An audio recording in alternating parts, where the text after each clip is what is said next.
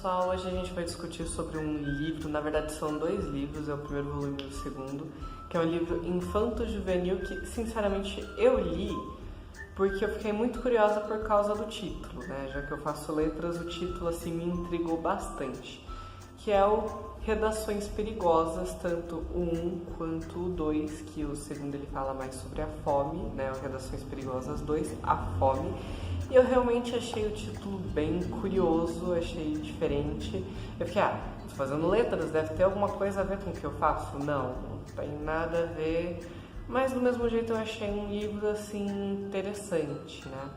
É uma história que fala sobre uma professora de história e ela é temporária, ela é uma professora temporária e ela tá nervosa que ela vai entrar nessa sala de aula, que ela não conhece ninguém e ninguém conhece ela e vai ter que passar alguma atividade, alguma matéria, alguma coisa do gênero. E ela decide passar para o primeiro dia de aula, já que eles tinham acabado de voltar das férias, redações. Todo mundo, como primeiro dia de aula, o povo não quer estudar, não quer se esforçar muita coisa, né? Tem gente que fica relutante, tem gente que começa a fazer, mas ela pede para eles fazerem uma redação para falar um pouco sobre as férias desses alunos, já que ela não conhece ninguém, ninguém conhece ela, e para a gente poder conhecer cada um dos alunos. No primeiro volume, ela é temporária em uma escola pública, e ela começa a ler as redações sobre as férias e acha de tudo um pouco. Acha situações em que garotos foram assaltados por causa de um tênis, acha situações em que um garoto acabou morrendo em um acidente de moto, acha situações bem tranquilas, tipo pessoas que foram no play center e acabou as férias por isso.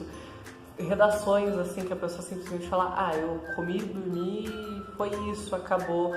Então a gente vê férias de todos quanto é jeito. Pessoas que simplesmente começam a desabafar sobre a vida dentro da redação, já que a professora decidiu deixar um tema bem livre, né? Ela não está forçando ninguém a colocar o nome, não tem mínimo nem máximo de linhas, eles podem escrever o que eles quiserem. E alguns desses alunos se sentem confortáveis o suficiente para desabafar com essa professora. Mas um dos alunos desabafou que ele era um viciado em drogas e que ele tinha arranjado alguns problemas com um tal de Jaqueta e tinha o parceiro dele do Jaqueta, que era o Jaquetinha. E a professora ficou sabendo disso e ela ficou quieta. Ela falou, não, vamos pelo menos descobrir mais ou menos o que está acontecendo antes de se meter nessa história, né? E no dia seguinte, um garoto dessa escola morre por causa de overdose. E ela ficou pensando consigo mesmo, pronto, acabou, era aquele garoto que ele estava falando. Era o garoto que me mandou a carta, ele teve uma recaída, né, que o garoto ele já estava começando a se tratar, né, ele já estava querendo largar as drogas, ele teve uma recaída e simplesmente acabou tendo overdose.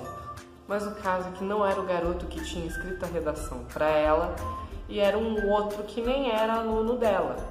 Mas depois ela recebeu uma carta desse mesmo aluno que ela não sabe quem é, porque não tinha nome, não tinha nada dentro dessa redação.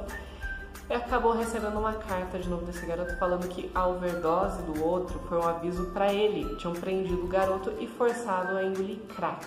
E consequentemente ele acabou morrendo de overdose.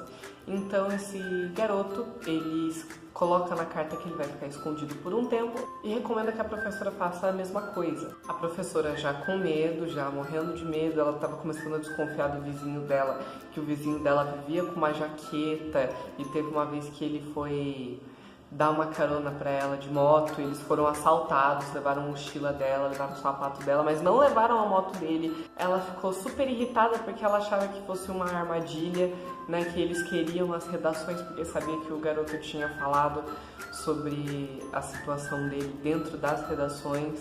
Então essa professora ela já estava desconfiando de tudo e de todos.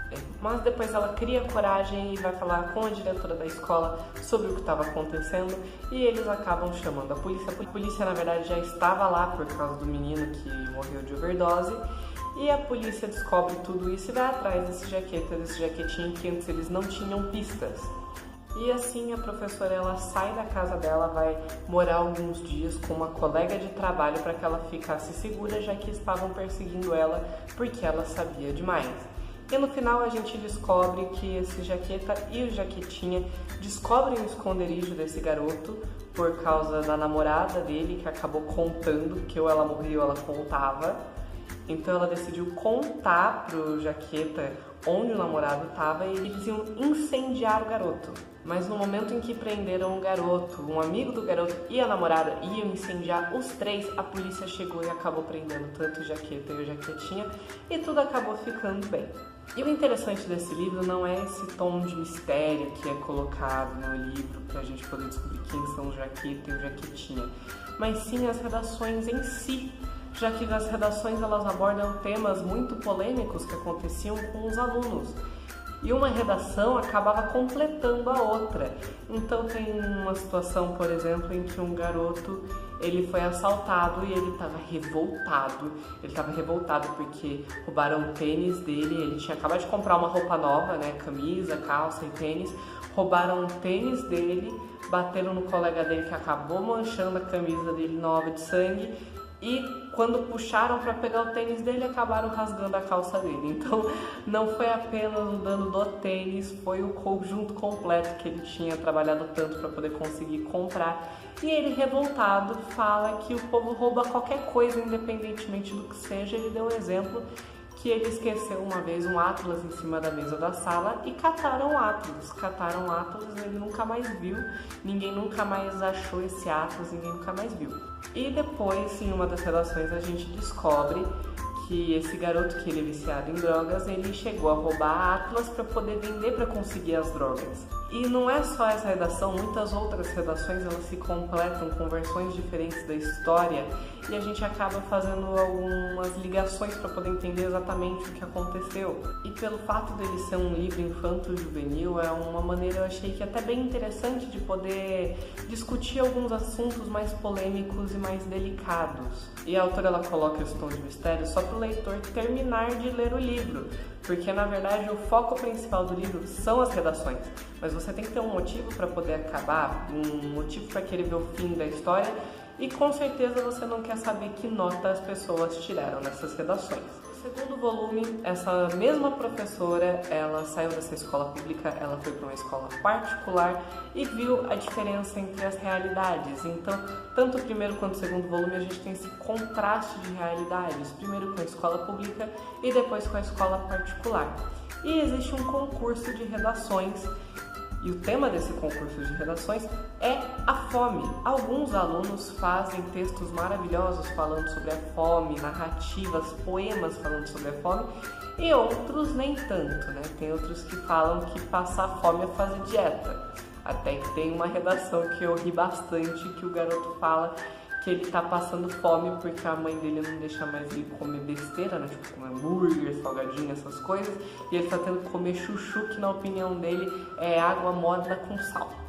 Eu morri de rir nessa redação porque ela não tem nada a ver com o que você está esperando, até porque você lê o primeiro volume, você espera uma trama bacana, com redações bem elaboradas e coisas que você possa refletir um pouco.